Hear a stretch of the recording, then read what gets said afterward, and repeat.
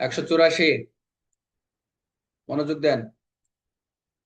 Panel করে 184, সরকারি কর্তৃপক্ষের দ্বারা বিক্রয় প্রক্রিয়ায় বাধা বাধা দেওয়া। সরকারি কর্তৃপক্ষের দ্বারা বিক্রয় প্রক্রিয়ায় বাধা কিরকম? যে সম্পত্তির যে বিষয়গুলো থাকে, যে সরকারি কর্ম আইনসম্মত ক্ষমতাসম্পন্ন সরকারি কর্মচারীর অধীনে বিক্রয়ের জন্য উপস্থাপিত কোনো সম্পত্তি বিক্রয় ও ইচ্ছাকৃত বাধা দেয়, তাহলে সে অপরাধ করবে।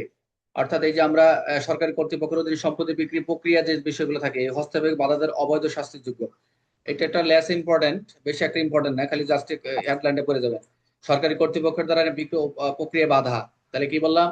যদি কোনো ব্যক্তি আইনসম্মতভাবে সরকারি কর্মচারীর অধীনে বিক্রয়ের জন্য উপস্থাপিত থাকে কিন্তু সম্পত্তি বিক্রয় থেকে যদি ইচ্ছাকৃত বাধা দেয়, তাহলে সেই অপরাধ করবে। এটাও 1 মাস 500 টাকা জরিমানা।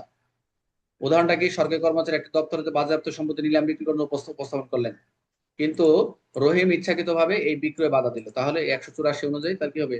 অপরাধ হবে।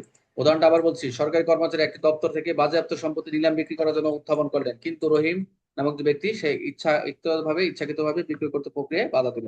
এটা হলো 184 বিধান অনুযায়ী বা ধারা অনুযায়ী অপরাধ। সরকারি কর্তৃপক্ষের অধীনে বিক্রয় প্রক্রিয়া বাধা দিলে কত হবে? 184, জরিমানা দরকার নেই। 184 কোন ধারার সাথে সম্পর্কিত? সরকারি সম্পত্তিতে বিক্রয় বাধা। স্যার 83 হবে না? স্যার 183 পড়াবেন না? ওগুলো না, ইম্পর্টেন্ট না।